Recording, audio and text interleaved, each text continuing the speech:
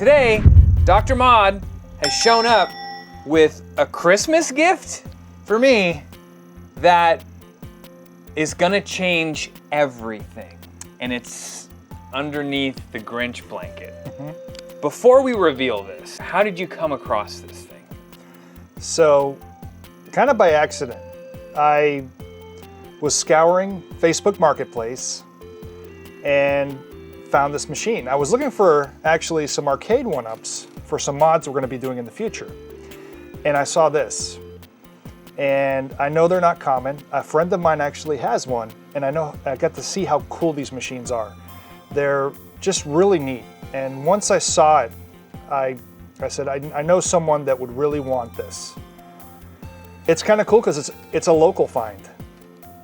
And it belonged to, a Sacramento bar. And it stayed there for many years. And then it went into a closet. This is a story that you hear all the time. Something is put away in storage, put away in somebody's closet, and then it sits there for years in some cases. These, you never come across these. And this is something that I have always wanted for my collection. I always thought, even throughout the 80s and 90s when these things were around, you really didn't come across them that often in the wild. No. Like you said, at a bar, but we were kids, so we didn't frequent bars that often. No. I mean, I guess in my childhood I maybe frequented a few bars, but so you didn't see them, because even though it is an arcade machine, it's not the kind of arcade machine that you would see in an arcade. No, it's very, very different. Very different than other arcade machines. And so this thing, the guy needed to make space. He decided to sell it. He knew what it was, and so we picked it up. And I already have one of these machines that I found also Facebook Marketplace. Facebook Marketplace. I tell you guys all the time that if you're patient and you know where and how to look, this sort of stuff is, it comes up, just not that often. And so I already had one. And so when I got this machine, I wanted it to go to you because I know you would appreciate it, that you would take care of it. And well, you're gonna see this thing needs a little bit of work, but it's in pretty darn good shape for its age. And it wouldn't be a Dr. Mod special without having some kind of mod. So I'm sort of speechless that this thing, I'm gonna have one of these things in my collection. We just need to unveil it. I think so. I think we just need to take this thing off. Are you ready? Let's do it. All right, let's do it.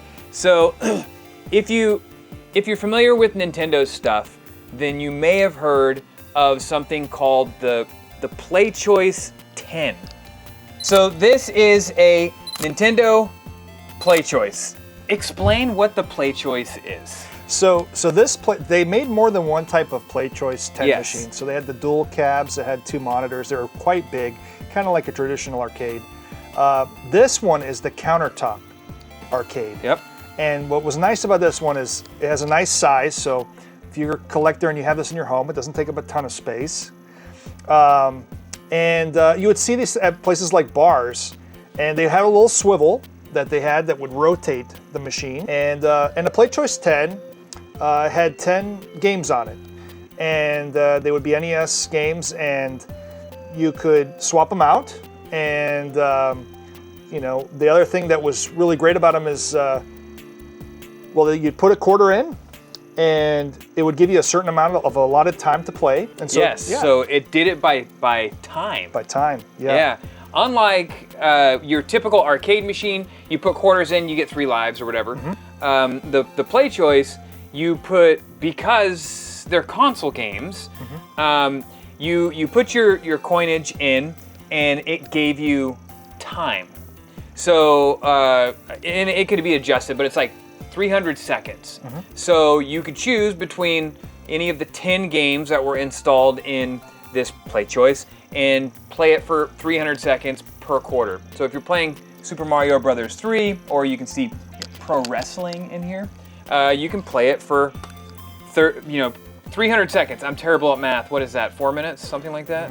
I don't Three know. and a half. I don't know. I'm just a doctor.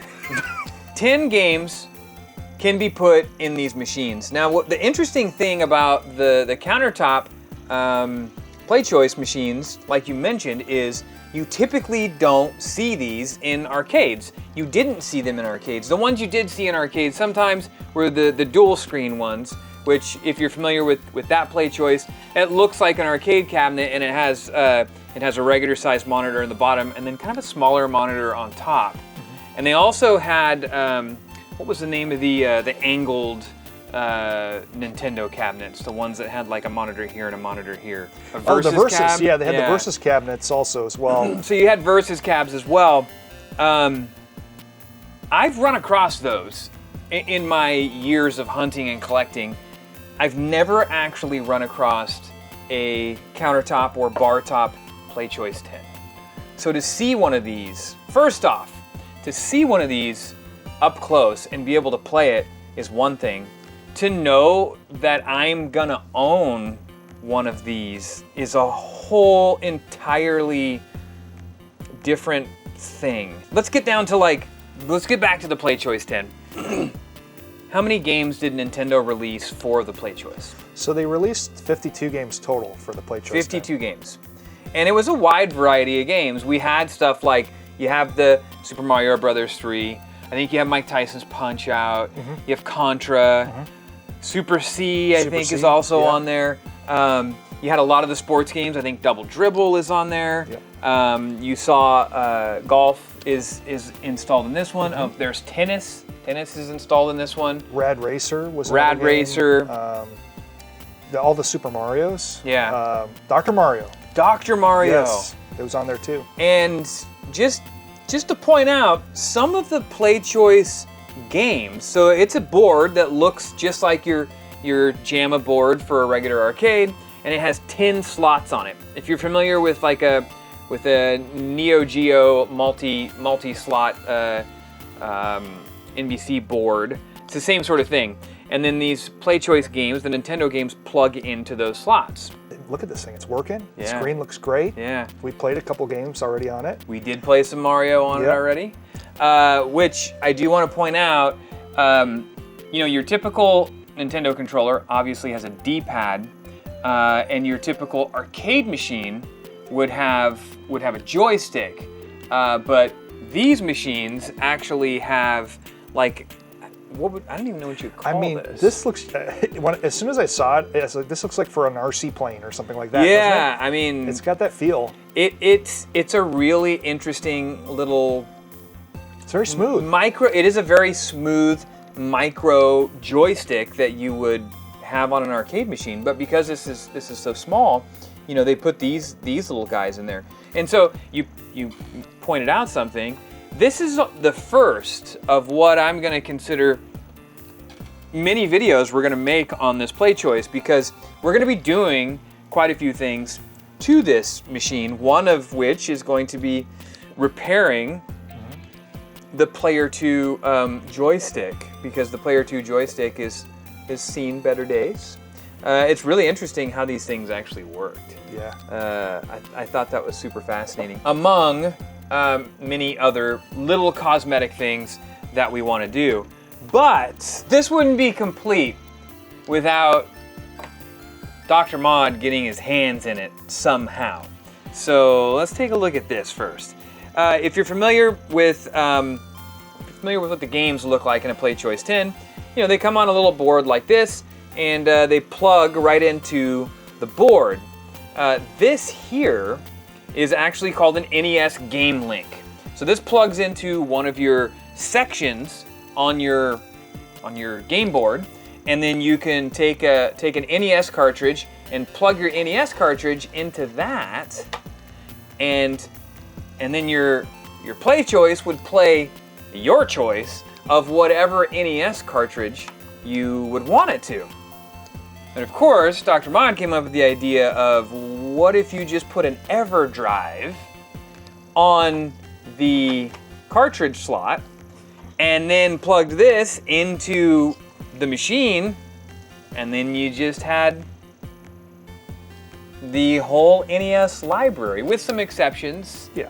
I think there is some compatibility issues with a handful of games. We won't know until we completely test it out, and I'm sure we're probably not the first person to think of this, but I feel like it's kind of like skating into new territory here. I mean, I think it's neat somebody thought of this and made it. I mean, it's such a cool thing to do. I mean, to be able to play all the NES games on your Play Choice, even the ones that they didn't make for this. Yeah. I mean, that's pretty cool. Yeah, I mean, so if you're familiar with an EverDrive is an NES cartridge that has a SD card slot in the top, and then you can take all of your NES backups and put them on your SD card slot, stick them in there, and then typically you can just pop this in an NES and it plays all of your backups. But in this case, we're going to connect it to this game link and then plug the game link into the board of this thing, which will then open this thing up to far more than 10 games. But the other thing that you found, explain this to me. Okay, so when I got mine, I was like, I really would like to play Duck Hunt, really use an NES Zapper on this machine. So I kind of looked up, see if anybody's done anything like that, and somebody has. This thing's so cool. Here, let me hand it to you. All right, so look at this. This is an NES Zapper adapter. It is. Plugs right into the board. Yep. And on this end, your Zapper plugs right into it. And what are you gonna do with the whole thing? I'm gonna play Duck Hunt. We're gonna play Duck Hunt and Hogan's Alley. Hogan's Alley, Gumshoe, all those, yeah. So, but you were talking about like a. Well, yeah. So if you look at the side of this machine, in the back, that's not really the original backing. It looks like the bar that this was in to protect the quarters. They put this. It looks like a cutting board or something. It's definitely some kind of cutting board. Yeah, and they cut it and put. And this makes me very sad. They put these giant hinges with padlocks on it, and they drilled right into the side of it. But I think we can undo a lot of that, make that look good again, and maybe even try to recreate a new backing for this like the original it had. And the other thing is, well, maybe to hide some of those imperfections, let's put a holster for the Zapper on the side of it. So I'm thinking, we got the 3D printer, let's print a new holster for it, and I think that would, be pretty neat. I love that. So we'll be able to play all your Duck Hunts and your Hogan's Alley and Gumshoe and all the stuff that used a light gun also on this. So not only is the EverDrive going to be installed in there with like every NES game, but we'll also be able to use a Zapper. And the other thing you found is somebody is creating new game ROMs. Yeah. For the Play Choice. This I thought was really neat. So I found someone that makes games for this that didn't originally come for it, and they're compatible with it. So when you turn on this machine, you get a list of the games, and it says what each game is, what slot it's in, and then when you go over the game, it actually gives you the description of the game and how to play it. What button does what. It's really neat. When it's sitting idle, it actually gives you a little preview of the game. Yeah, it's been doing now. Yeah. Like a screensaver, It's showing pro wrestling right now. Well, somebody's done that with these games that were never on the Play Choice 10. So, being that you're, into horror films and stuff like that, I thought I'm going to get you, some ones that were pretty cool. So, Friday the 13th. Friday the 13th. Yeah, I knew that was a must. Yep. One of my favorite NES games, by the way. Nightmare on Elm Street. Nightmare on Elm Street. And then this one's really cool, Splatterhouse. Splatterhouse. Okay. Splatterhouse never actually came to the NES. No, it did not. That was actually a TurboGrafx game. And then Friday the 13th and Nightmare on Elm Street were both LJN titles, which are Friday the 13th still one of my favorite games. People don't understand Friday the 13th.